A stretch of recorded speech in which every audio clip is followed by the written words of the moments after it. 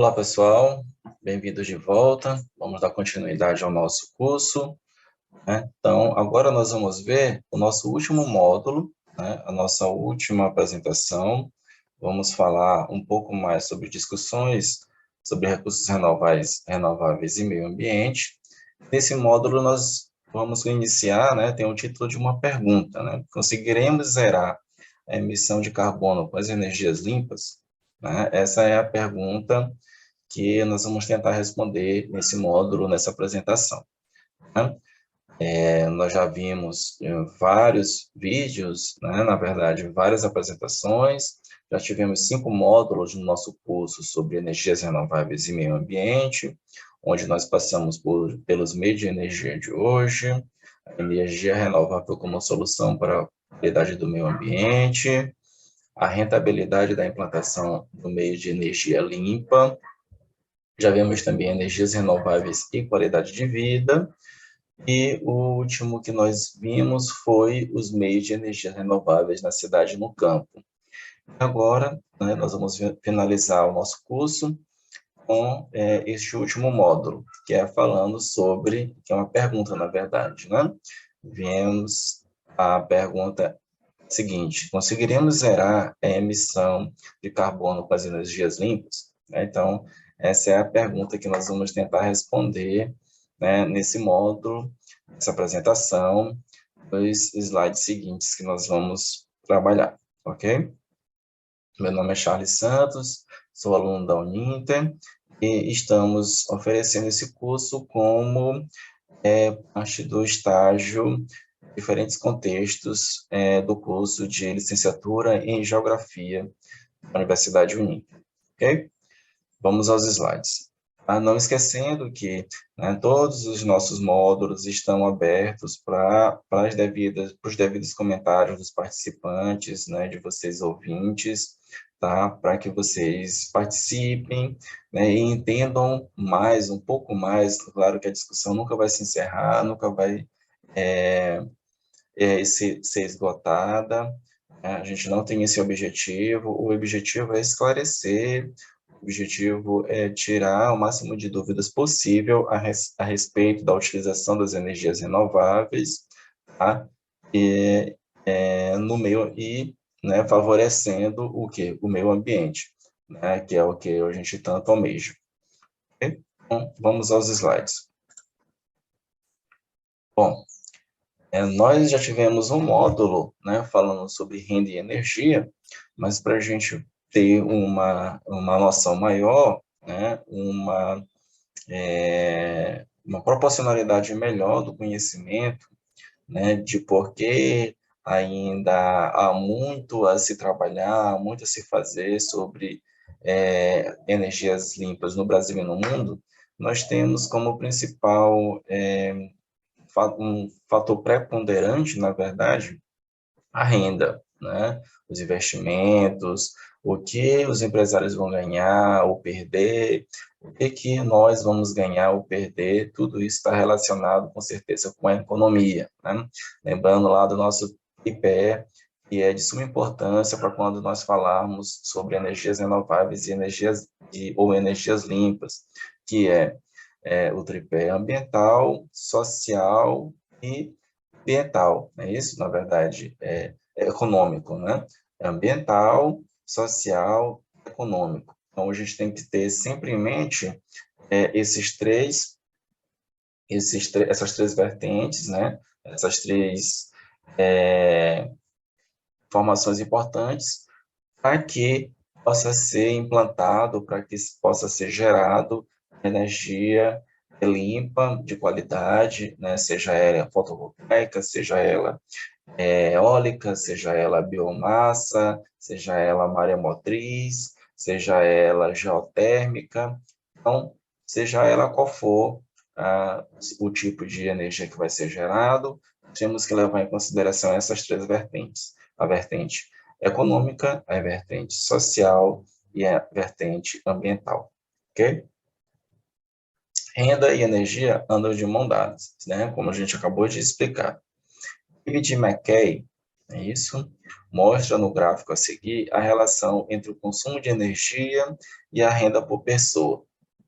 A ligação é evidente. A Agência Internacional de Energia, o Banco Mundial, vem com essa informação para a gente.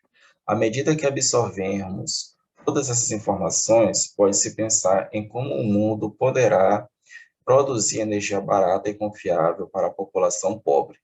Então, nós vamos ver que, num gráfico, né, seguinte, que é intrinsecamente ligado, né, a relação entre o consumo de energia e a renda por pessoa. Nós vamos ter uma relação bastante fundada, né, em relação ao consumo de energia e a renda por pessoa no mundo atual. Nós temos o gráfico aqui que demonstra que as pessoas, né, que têm mais renda, né, são aquelas pessoas que mais se utilizam da energia, que mais consomem energia no mundo.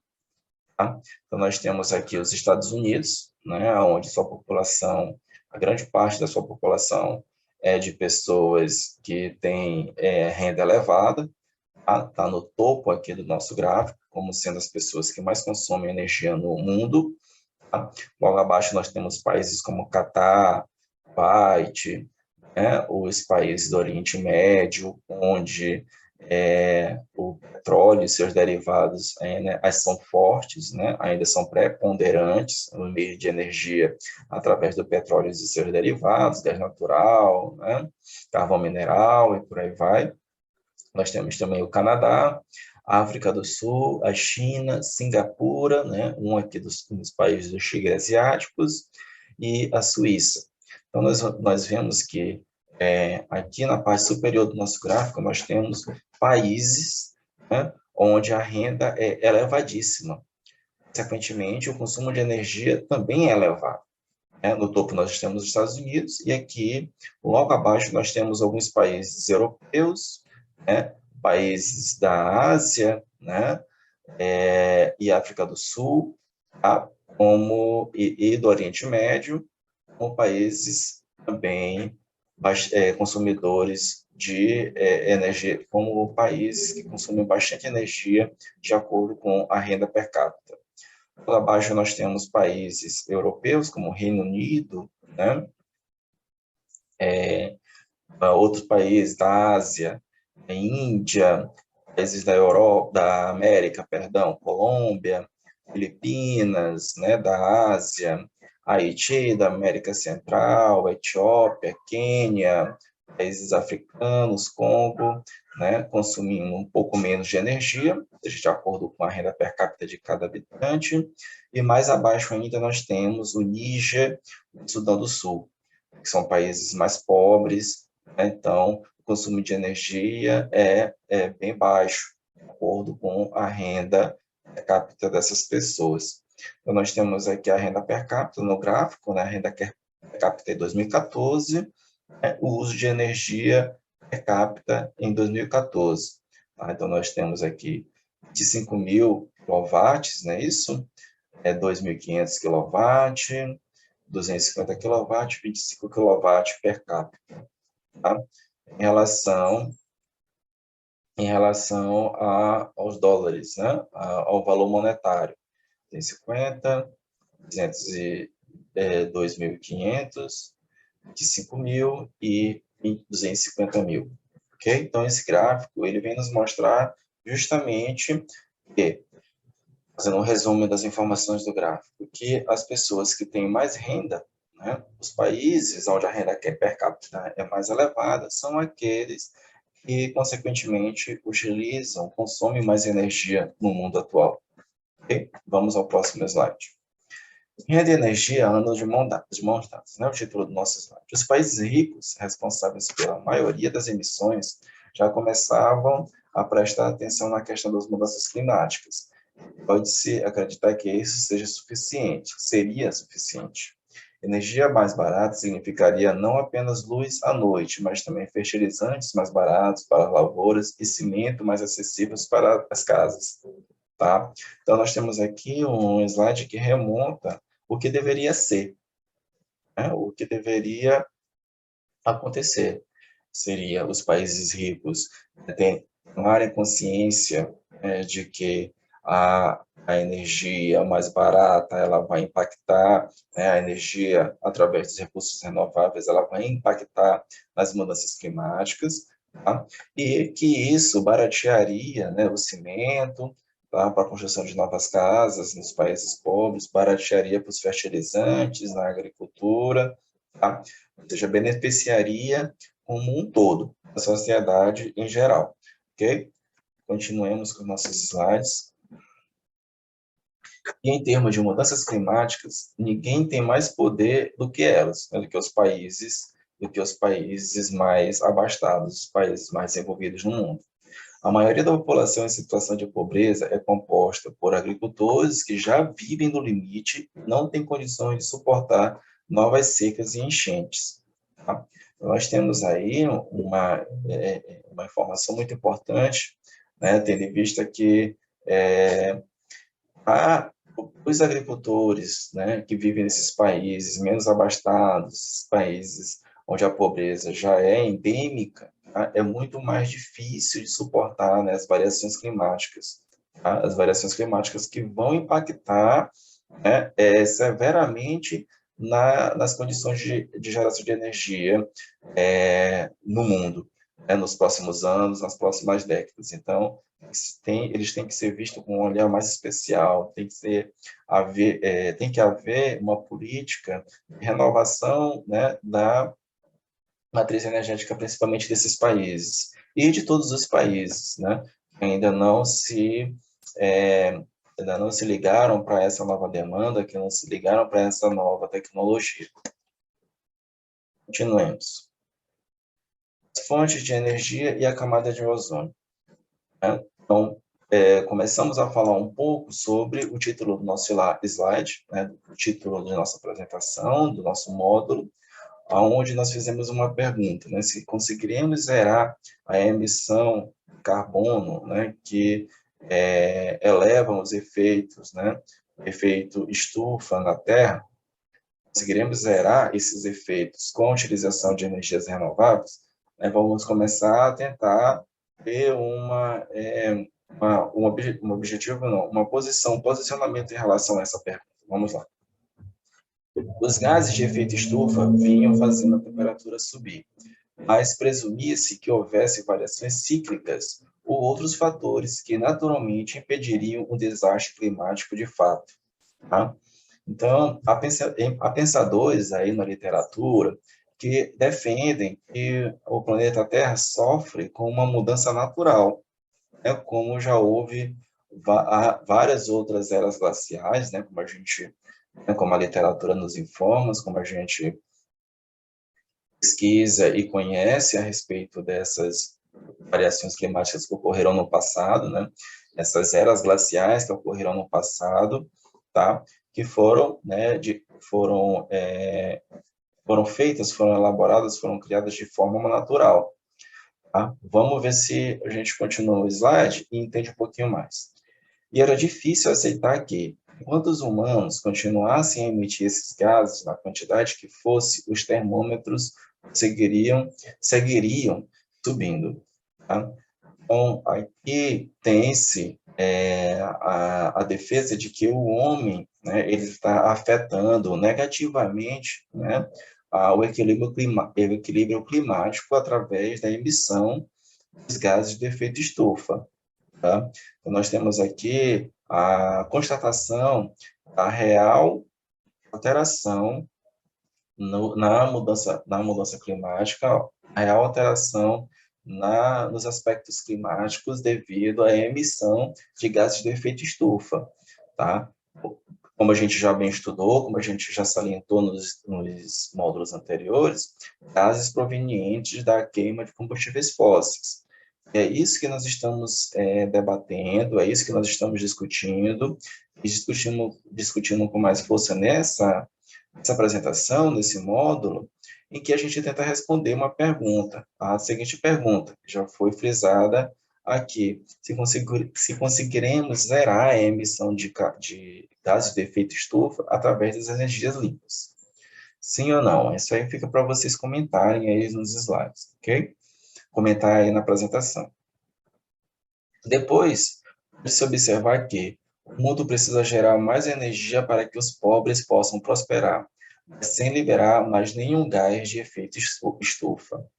Então, há de se observar, de ter um cuidado todo especial, né, para as populações mais carentes, para as populações dos países mais pobres. Tá?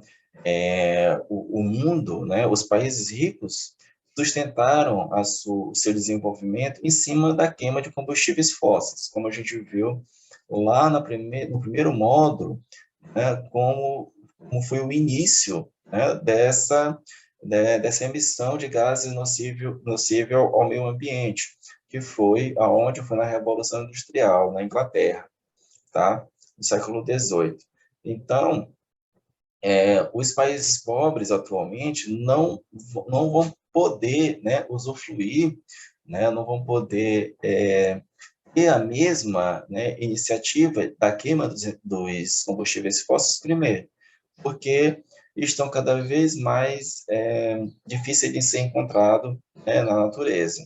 Segundo, porque a queima desses combustíveis fósseis estão fazendo a alteração, né, na mudança climática, no clima do mundo atual. Tá? Então, os países pobres que nós vemos ainda na África, na América do Sul, em partes da Ásia, eles não vão poder se sustentar na geração de energia na queima de combustíveis fósseis. Né? Os países ricos, né, podem se unir, devem se unir, né, para propor, para dar uma opção para os países mais pobres, né, no meu ponto de vista, para que eles possam se desenvolver através da geração de energia limpa, através da geração de energia renovável, né? Que nós sabemos muito bem que ainda não é, né, muito barato, ainda não é acessível a toda a população, tá? Mas há de se haver um esforço, né, à medida que os países vão se desenvolvendo para que utilizem energia provindas de energias renováveis, tá? De meios renováveis.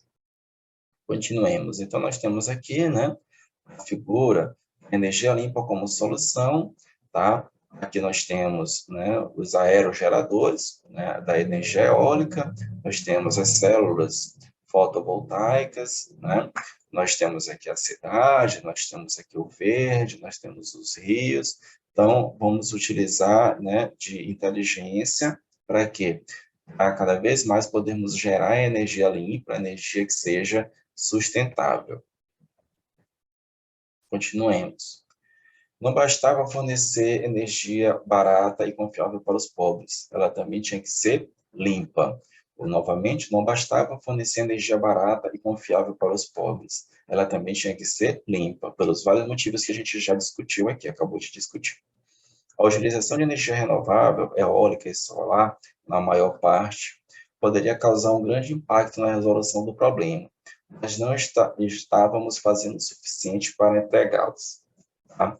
Então, há de se haver aqui, né, o interesse econômico, o interesse político, né, também, para que se empregue esses meios de geração de energia limpa nos países pobres, nos países em desenvolvimento.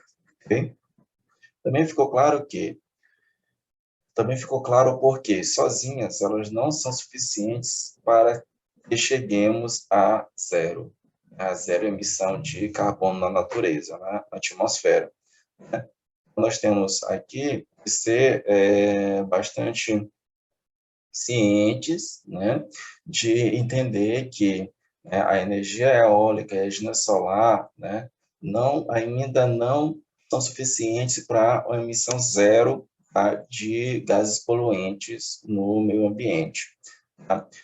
Foi falado no módulo anterior que hoje, nos módulos anteriores, que hoje fazer os aerogeradores, para fazer as células fotovoltaicas, né, e para fazer todo o aparato necessário para a geração de energia limpa, é necessário o quê? Que se queime combustível fóssil para fazer esses aparatos. Tá? É necessário que se queime o petróleo e seus derivados, o gás natural, o carvão mineral, para que se construa, né, todo esse aparato para depois, sim, haver a geração de energia limpa. Então, é um fato, é um fator que a gente tem que levar em consideração. Ok? Continuemos. O vento nem sempre sopra e o sol nem sempre brilha, e não dispomos de baterias de baixo custo capazes de armazenar quantidade de energia para abastecer uma cidade inteira pelo tempo necessário. Então, a gente também discutiu em módulos anteriores que muito possivelmente, hoje, né, é necessário que se tenha uma matriz energética bastante diversificada. Né?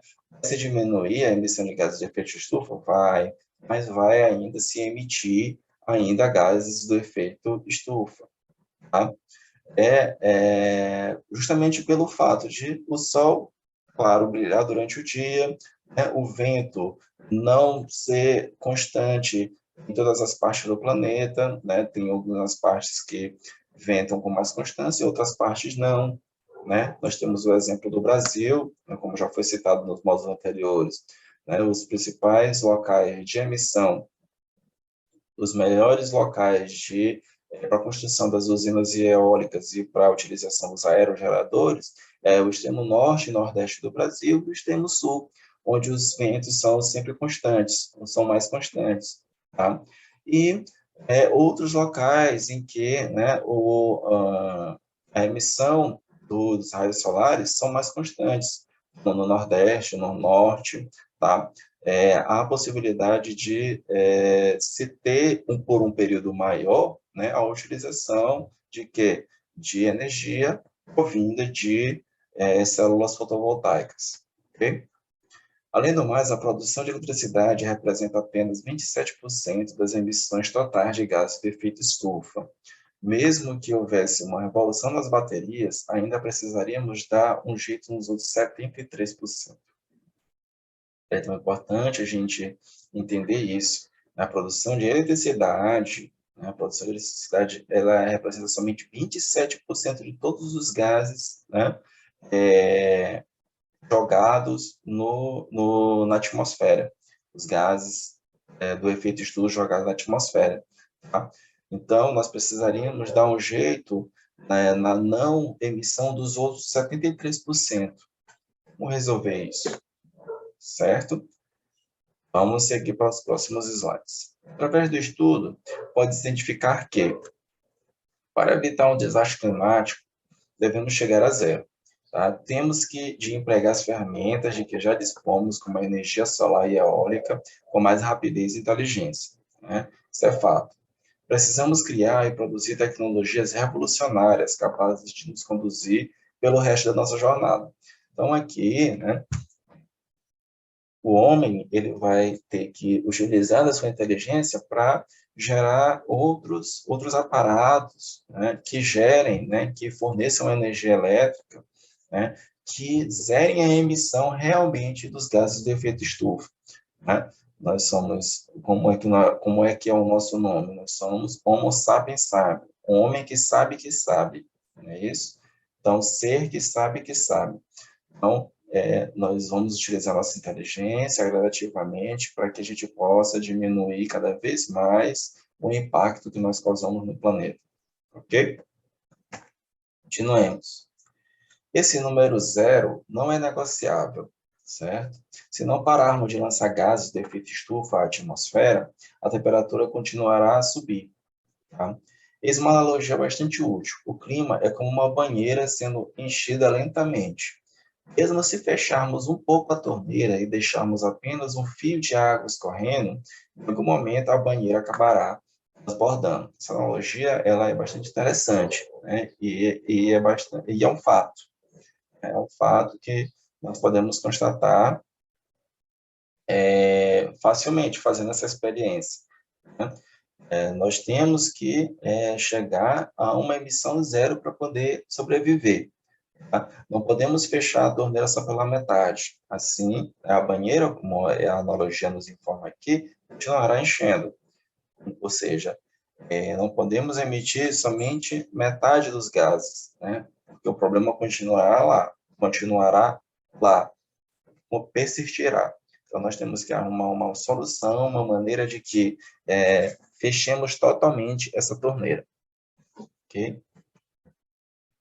Esse é o tipo de desastre do qual temos de nos prevenir. Estabelecer a meta de apenas reduzir as emissões em lugar de acabar com elas de uma vez não será suficiente. A única meta sensata é zero. Então, nos próximos anos, nas próximas décadas, o mais rápido possível, nós temos que chegar a um denominador comum, para tentar, com invenções revolucionárias, o homem é inteligente para isso, para tentar chegar à meta de zero emissão de gases de efeito estufa, ok? A energia limpa como solução. Para combater as mudanças climáticas, existem algumas maneiras de carbono zero de produzir eletricidade, fabricar coisas, cultivar alimentos, refrigerar e aquecer nossos edifícios e transportar pessoas e produtos pelo mundo. E precisamos de novas sementes e outras inovações para ajudar os mais pobres, muitos deles pequenos agricultores, a se adaptar a um clima mais quente.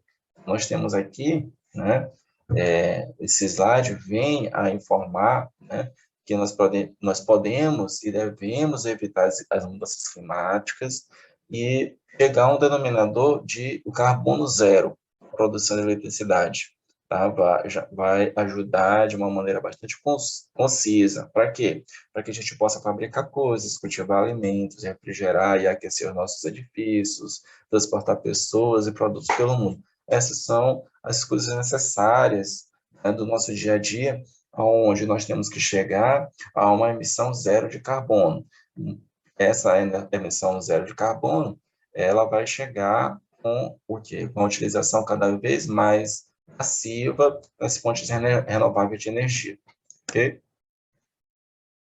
Esse é o ponto principal.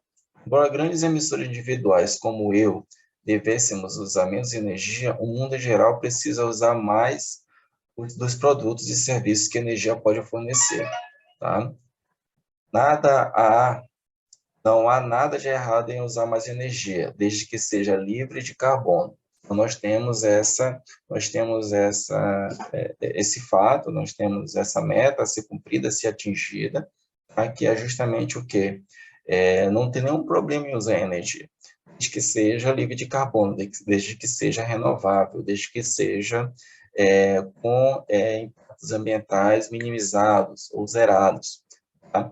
A população do mundo ela está cada vez mais crescendo, ou seja, a demanda de energia ela vai aumentando consecutivamente. Tá? Aumenta o número de pessoas, claro, vai aumentar a demanda pela utilização de energia. E para isso nós temos que utilizar o quê? As energias renováveis como solução para esse aumento da população. Ok? Chave para lidarmos com as mudanças climáticas é tornar a energia limpa tão barata e confiável quanto obtida a partir dos combustíveis fósseis. Né? Os especialistas, que nós já vimos aqui nas nossas apresentações, nos módulos anteriores, informam que, por exemplo, na Arábia Saudita, o barril de petróleo, o litro de petróleo chega a R$ 1, menos de R$ 1, a centavos. O que chega para a gente aqui, valores exorbitantes, certo? Então, como fechar essa conta? A gente tem que pensar nisso, tá? Além do mais, o objetivo não é simplesmente fazer com que os cidadãos compensem suas emissões de forma isolada, é evitar o desastre climático. Então, o objetivo principal é esse, é fazer com que cada vez mais pessoas se conscientizem, cada vez mais pessoas tenham em suas mentes que é necessário a geração de energia limpa, seu consumo, tá? Que isso não seja de uma forma isolada, como diz o ditado popular, de grão em grão a galinha enche o papo. É dessa forma que nós vamos conseguir fazer com que cada vez mais pessoas, cada vez mais regiões se utilizem da energia limpa para a geração de energia elétrica. Ok? Sendo assim, deve-se apoiar as pesquisas embrionárias de energia limpa, várias e várias universidades têm, têm seus projetos, né, meios de geração de energia, né, que devem ser postos em prática, devem ser incentivados, devem ser financiados. Tá? Investir em empresas de energia limpas promissoras. Né? Nós podemos procurar nas bolsas de valores aquelas empresas que trabalham, né, que têm a energia limpa como o seu diferencial, como o seu objeto de mercado, ok? Defender políticas que deem origem a grandes inovações no mundo e incentivar outras pessoas que disponham de recursos a fazer o mesmo. Tá? Não adianta eu fazer sozinho, eu tenho que incentivar, né, as outras empresas, as outras pessoas com um grande poder aquisitivo a também fazer parte, né, dessa rede, né, mundial em prol da utilização da energia limpa. Assim como os grandes bilionários do mundo, né, se unem na filantropia, tá? Nós devemos fazer a mesma coisa em relação à utilização da energia através de recursos renováveis. Okay? Vamos para o próximo slide. Por que carbono zero? Né? Motivos para precisarmos chegar a zero é simples. Os gases de efeito estufa retêm o calor, fazendo subir a temperatura média da superfície terrestre. Isso daí é o que a gente vem debatendo em todo o nosso curso, debatendo em todos os nossos módulos. Tá? Quanto maior a quantidade de gases, mais a temperatura sobe. E, uma vez na atmosfera, os gases de efeito estufa permanecem ali por muito e muito tempo. Cerca de 1/5 de dióxido de carbono emitido hoje continuará no ar daqui a 10 mil anos. Certo? Então, nós temos aqui um problema gravíssimo. Tá? Quanto mais emitirmos gases do efeito estufa, né, mais tempo eles vão permanecer na atmosfera. Tá? Mais tempo eles vão estar ali, né, para afetar a saúde dos seres humanos, né, para aumentar a temperatura na Terra, e assim outros problemas, né, que podem ser gerados, que são gerados através, né, da emissão dos gases de efeito estufa. Ok?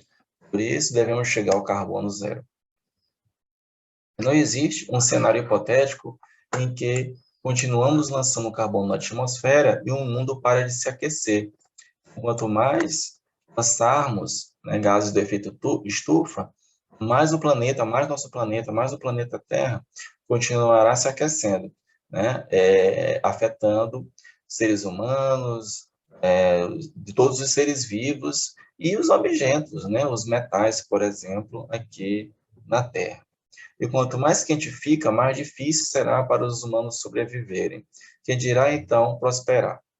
Essa afirmação aqui ela é bastante direta, né? Bastante concisa.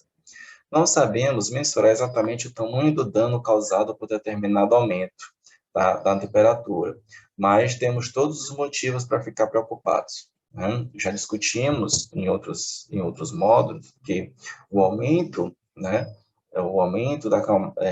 do efeito estufa, né, o aumento do buraco da camada de ozônio, está fazendo com que, né, as geleiras derretam cada vez mais rápido. Está fazendo com que os níveis dos mares, em decorrência disso, suba centímetros e centímetros a cada ano. Com isso, cidades inteiras são afetadas. Com isso, cidades inteiras vão ser simplesmente sumir do mapa, assumir a face da Terra. Então, todos esses problemas, né, podem ser evitados, podem ser minimizados com o quê? Com o carbono zero na atmosfera. Certo, gente? Continuemos. E, como os gases de efeito estufa permanecem na atmosfera por tanto tempo, o planeta continuará quente por muitos e muitos anos depois de chegarmos a zero. Então, se eu chegar aqui hoje a zero emissão de carbono, né, de gases do efeito estufa, daqui a muito e muito tempo o planeta continuará sendo afetado com os gases que já estão lá, com o carbono que já está, né, flutuando na atmosfera. Então, eu tenho que ter isso em mente. Admite-se que o uso zero, de forma imprecisa, devo deixar claro o que eu quero dizer, o período pré-industrial antes dos meados do século XVIII, mais ou menos, o ciclo do carbono na Terra estava provavelmente em equilíbrio relativo, né? Em relativo equilíbrio. Hoje está totalmente desequilibrado, a gente sabe muito bem disso. Okay? Mas então começamos a queimar combustíveis fósseis. Esses combustíveis são feitos do carbono armazenado no solo pelas plantas que morrem há muito tempo, há muitas eras, e foram comprimidas durante milhões de anos até virar petróleo, carvão ou gás natural. Tá? Quando escavamos e queimamos esses combustíveis, emitimos carbono extra e adicionamos a quantidade total existente na atmosfera. Então, como foi provindo, né, os meios de energias não renováveis, né, através das plantas, dos animais soterrados há várias eras anteriores, tá? Lá eles em alta pressão foi gerado o quê? O petróleo, o carvão, o gás natural que utilizamos hoje, né? Então, com a queima desse material é o que liberado esse carbono que estava lá, né, no interior da Terra. E aí é lançado novamente para onde? Né, para a atmosfera, prejudicando cada vez mais, né, o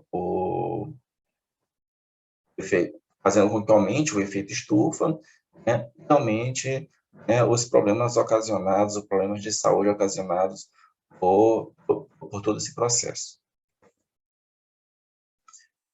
Existe uma solução realista para chegar a emissões zeros que implique abandonar esses combustíveis por completo, ou interromper todas as demais atividades que também produzem gases de efeito estufa, como a fabricação de cimento, o uso de fertilizante e o vazamento de metano nas usinas elétricas a gás natural. Então, nós temos aqui que nós não temos ainda um cenário realista, né, que comprove a total cessão, né, da construção desses materiais, da liberação desse material na atmosfera, né, sendo que eles ainda são, né, de total importância para quê? A nossa sobrevivência, fabricação de fertilizante, de cimento, né, para a construção das casas. O vazamento de metano ainda é muito usual, ainda é muito normal nas usinas elétricas, não é isso? As usinas elétricas a gás natural, é queimado o gás natural para gerar energia e assim é liberado o gás do efeito estufa. Okay? Em vez disso, é muito provável que em um futuro de carbono zero continuaremos a gerar algumas emissões, mas contaremos com os materiais, com maneira de remover o carbono gerado por elas, certo? Aqui é uma outra solução, né, um outro pensamento que deve ser colocado em prática, deve ser estudado uma maneira de como retirar esse carbono, né, maneiras mais factíveis, maneiras mais rápidas de como tirar esse carbono que nós emitimos na atmosfera, para a atmosfera. Bom, gente, então aqui chegamos ao nosso vídeo, né, onde nós vamos ver mais explicações ao conteúdo que nós estamos debatendo, que nós estamos estudando. Tá? Nós vamos ver mais um vídeo para que fique mais claro, mais lúcido, toda essa informação desse módulo que eu estou passando para vocês, tá? Para que fique mais claro e mais, de uma forma mais ampla, né, todo esse ensinamento, todas essas informações. Vamos ao vídeo.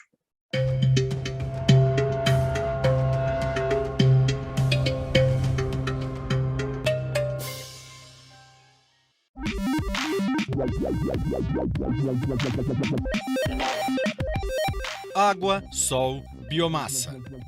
Depois de nossas primeiras 3 expedições por algumas das mais modernas instalações de geração de energia com fontes renováveis do país, chegou a vez de conhecer mais uma alternativa que promete dar novo impulso na composição da matriz energética brasileira: os parques eólicos, que transformam a força dos ventos em energia elétrica.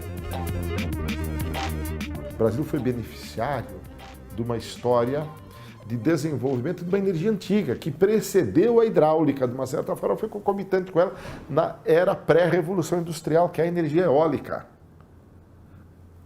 Os desdobramentos recentes na Europa, Estados Unidos, na China, fizeram que depois da crise mundial de 2008, o Brasil passasse a ser o destinatário de grande parte da capacidade tecnológica de produzir usinas eólicas. E hoje no Brasil, avaliações feitas, inclusive por nosso grupo de pesquisa aqui, indicam que, além dos mais de 250 mil megawatts de potencial hidráulico, do qual em torno de 100 já está desenvolvido ou em desenvolvimento no Brasil, nós temos 250 mil megawatts de grandes usinas, cerca de 15 mil de pequenas usinas, mas identificamos agora, com a evolução do padrão tecnológico, as usinas eólicas antigamente tinham torres de altura de 40, 50 metros, quando o potencial era de 150 mil megawatts. Agora, com torres já consolidadas, de 110, 120 metros de altura, este potencial é mais que o dobro, mais de 300 mil megawatts já identificados.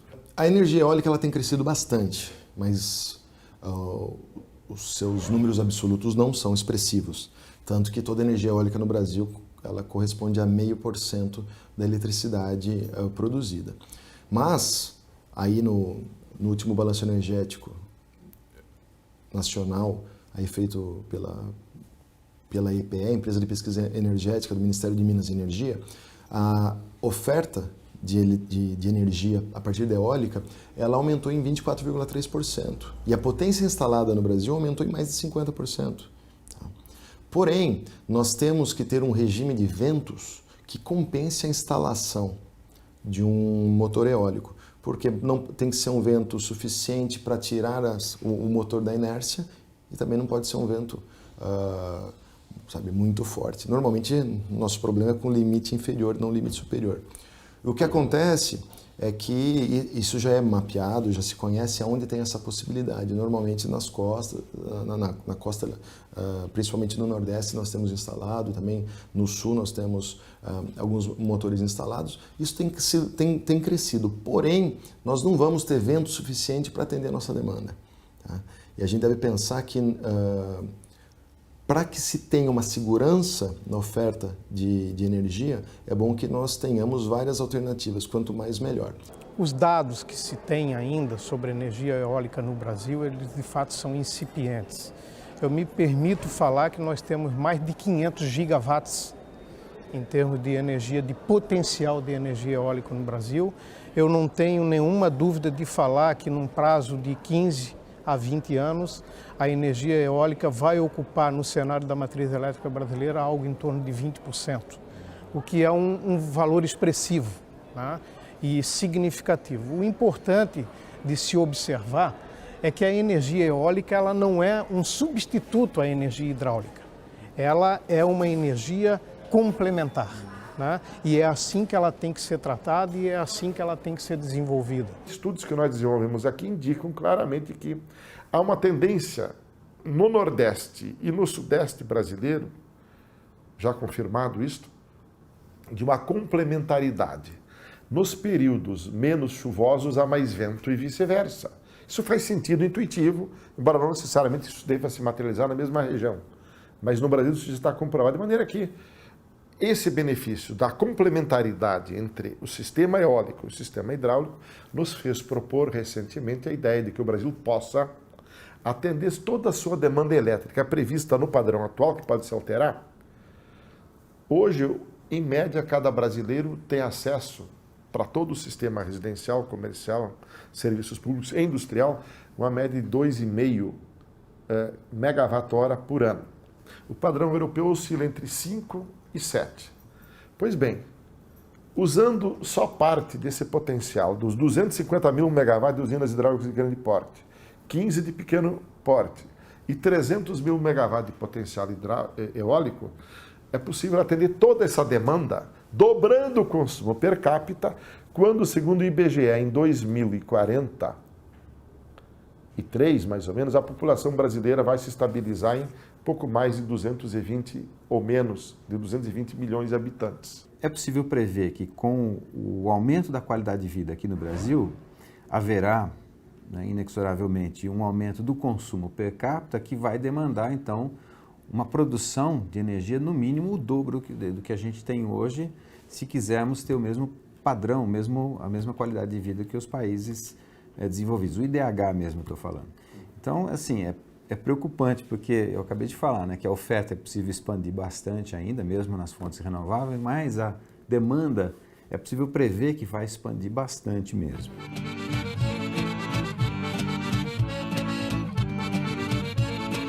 A TV USP veio até o extremo sul do Brasil. Nós estamos em Santana do Livramento, quadrante sudoeste do estado do Rio Grande do Sul. Cidade conhecida nacionalmente por esta praça, a Praça Internacional, que divide Brasil e Uruguai. De um lado, Santana do Livramento, do outro, Rivera. É aqui que a Eletrosul começou há alguns anos um projeto audacioso que pode mudar a história da geração de energia limpa em solo brasileiro. Nós vamos conhecer o Parque Eólico de Cerro Chato.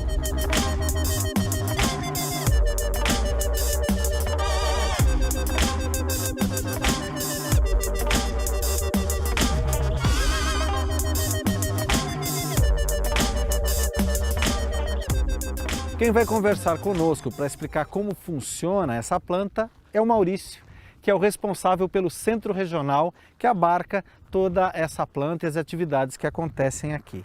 Maurício, conta para a gente um pouquinho da onde surgiu a origem dessa usina aqui em Cerro Chato. Bom, a usina eólica Cerro Chato, ela é a primeira usina eólica da metade sul do Rio Grande do Sul. A gente divide o estado do Rio Grande do Sul mais ou menos de Porto Alegre para a metade norte, que é a parte mais desenvolvida, né? A região mais serrana, e a metade sul, a região mais do bioma pampa.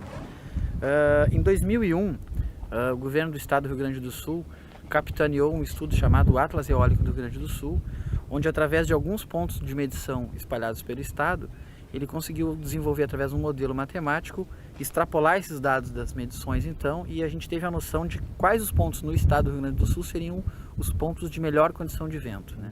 Quantos aerogeradores nós temos hoje instalados em funcionamento e qual é a previsão, qual é o projeto para o parque quando estiver tudo em pleno funcionamento? Bom, a gente chama assim que essa região aqui ela é uma Itaipu dos ventos, né? Então a gente hoje tem a primeira planta instalada, são 3 usinas eólicas de 15 aerogeradores e num total então de 45 aerogeradores. Isso tem uma potência instalada de 90 megawatts, o que dá mais ou menos para alimentar 500 mil habitantes. A expansão disso é muito maior, né? Hoje a gente já tem mais 39 aerogeradores sendo montados, desses outros 39 já tem 4 montados agora nesse momento, e a previsão, assim, a expansão que essa região pode chegar é de até 1 gigawatt de potência instalada. E na tua leitura, qual foi o impacto que a implantação desse parque aqui nessa região trouxe para Santana do Livramento, para a sua população? Bom, para Santana do Livramento, sim, além do impacto econômico, que os proprietários recebem um percentual do faturamento, né, e além também do retorno dos impostos para a cidade, né, eu destacaria, assim, como eu sou da região, acho que o principal, assim, benefício que a usina eólica trouxe foi resgatar a autoestima da cidade, né? A cidade, ela viveu o ciclo econômico da carne, né? E desde a década de 80, com o fechamento dos grandes frigoríficos, que se migraram então para os grandes centros, a cidade vinha tentando resgatar o seu ciclo econômico e sempre aliado à questão da carne, né? E várias alternativas surgiram ao longo do período, mas nenhuma delas engrenou. E Cerro Chato, a usina eólica, veio para engrenar e a construção e a efetivação desse parque resgatou a autoestima da cidade, né? Sim, é possível desenvolver atividade econômica na metade sul e uma atividade limpa, uma atividade totalmente agregada com a atividade pecuária e agrícola da região, né? Então eu acho que esse é o melhor benefício, assim, né? Mostrar que é viável, sim, a atividade econômica aqui. Maurício, explica pra gente como é que se dá a transformação dessa força causada pelo vento, né, pelo movimento que o vento gera nas pás, em energia elétrica. Bom, o aerogerador, ele transforma essa energia cinética dos ventos em energia elétrica, né? E ele faz isso através do movimento de rotação. Basicamente é mais ou menos como funciona uma usina hidráulica, né, que pega energia da água, girando um rotor para girar o gerador. Basicamente também como funciona aquele dínamo de bicicleta que a gente tinha um tempo atrás, né? Então o que ele faz? As pás são desenhadas, né, para ter o melhor aproveitamento aerodinâmico. Com a incidência dos ventos perpendicular ao rotor, a gente tem o giro da pá. Dá para mais ou menos dizer que funciona como um ventilador invertido, né? Então tem esse giro da pá, gira o rotor, que está acoplado ao gerador, diretamente ao gerador, sem caixa de redução, e a gente então tem, através do efeito eletromagnético, a geração de energia elétrica. E a distribuição, a partir do momento que é gerada essa energia, como é que se dá a distribuição no sistema? Tem um transformador já para elevar essa tensão, para sair aqui da máquina já em 34,5 kV, e aqui do aerogerador ela sai por rede subterrânea até uma subestação coletora, que coleta a energia então desses 45 aerogeradores e transmite ela da subestação em 230 kV, 230 mil volts, até o Sistema Interligado Nacional, que aqui no caso é uma subestação de livramento 2.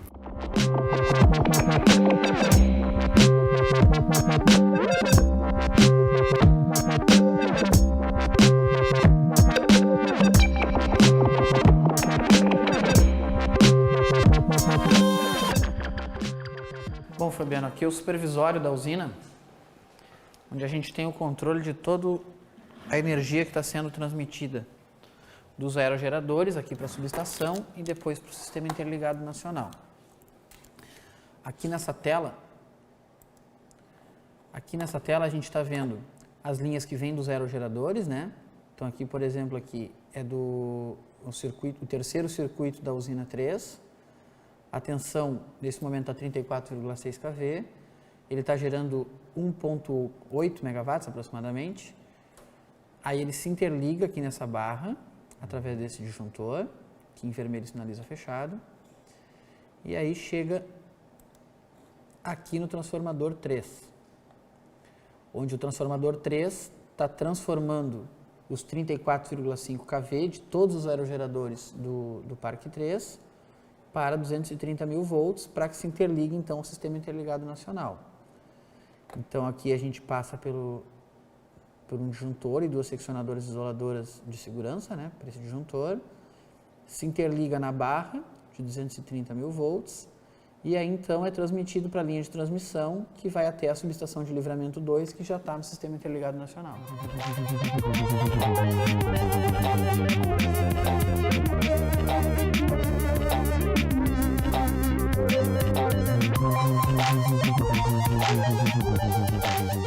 Maurício, muito obrigado por nos acompanhar, por toda essa explicação.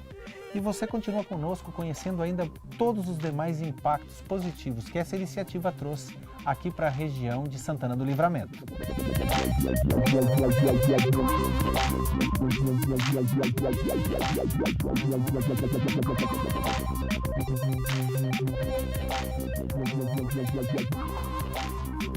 Um dos jovens profissionais aqui da região de Livramento que se beneficiou da implantação do Parque Eólico em Santana foi o Tiago. Tiago, conta pra gente um pouquinho de que forma a implantação desse parque eólico aqui na cidade trouxe benefício para você. Eu comecei, na verdade, com um curso oferecido pela Cerro Chato em conjunto com a Prefeitura no Senai, na qual na primeira turma eu tive a melhor nota.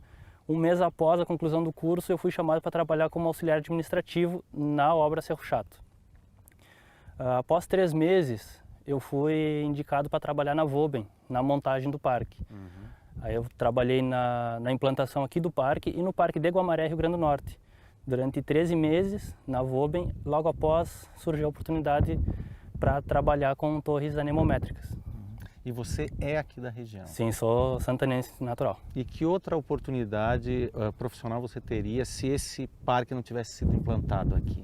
Livramento é muito limitado quanto à questão profissional, né? Então, provavelmente seria basicamente agroindústria ou comércio no centro da cidade. Ou então se deslocar para outro centro e abandonar a terra natal. Exato. Nossa próxima parada é na propriedade do senhor João Fernandes, conhecido em toda a região por ser descendente do general Farroupilha Davi Canabarro.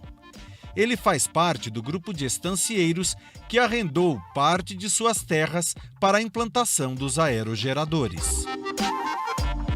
Isso aqui era uma casa pertinho da outra, as famílias moravam tudo aqui. Depois foi modificando a cidade e as famílias foram imigrando para a cidade. E os estancieiros fortes foram comprando e ficou campo quase que deserto. Agora surge o aerogerador, que ninguém sabia o que era, né? Até a mim me surpreendeu, porque me falaram que aqui a 2 quilômetros ia passar uma energia eólica, um aerogerador, eu não dei bola.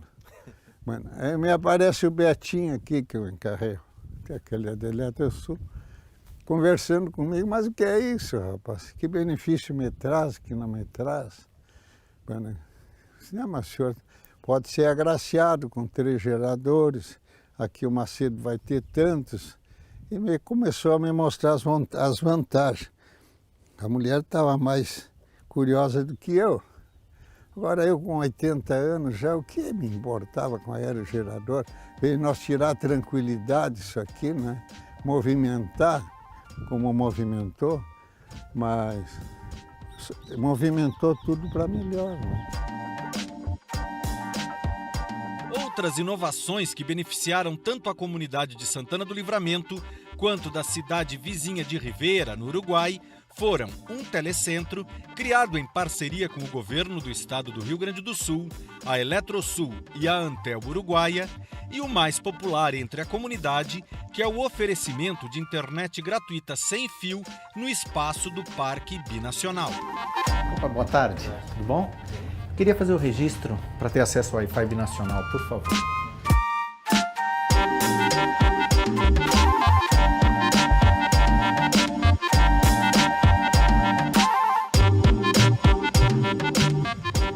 Pronto, depois de um rápido cadastro, eu já tenho acesso à internet através do meu dispositivo móvel, em uma rede de Wi-Fi rápida em qualquer ponto da praça ou mesmo nas proximidades. Deixamos o extremo sul do Brasil agradecidos pela hospitalidade do povo que nos acolheu e convencidos que o desenvolvimento sustentável é um desejo possível de ser alcançado, com criatividade, boa vontade e coragem.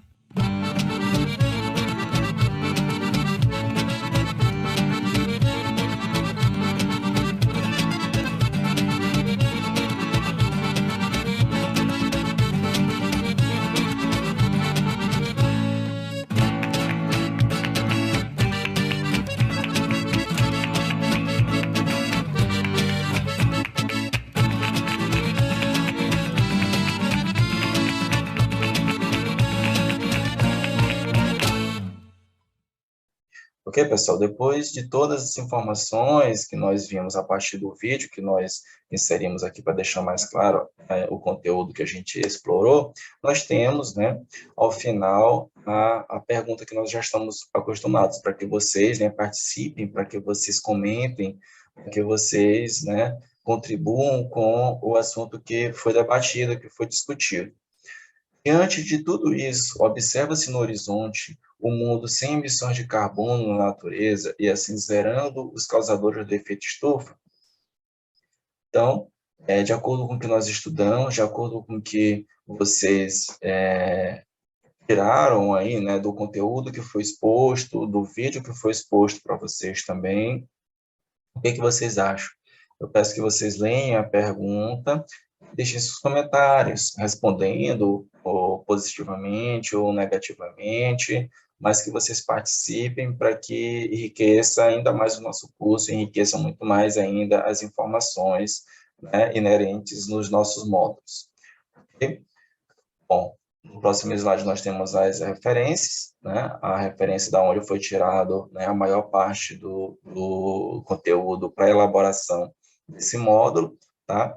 Assim, nós encerramos esse curso, essas discussões sobre meio ambiente e recursos renováveis, né, geração de energia limpa. Só tenho a agradecer a oportunidade que vocês deram aqui para a gente poder adentrar esse assunto, conhecer mais, estudar, ter em mente a preocupação com o meio ambiente, tá? Ter em mente a importância da geração de energia limpa de agora e nas próximas, e de agora e para as próximas gerações. Muito obrigado.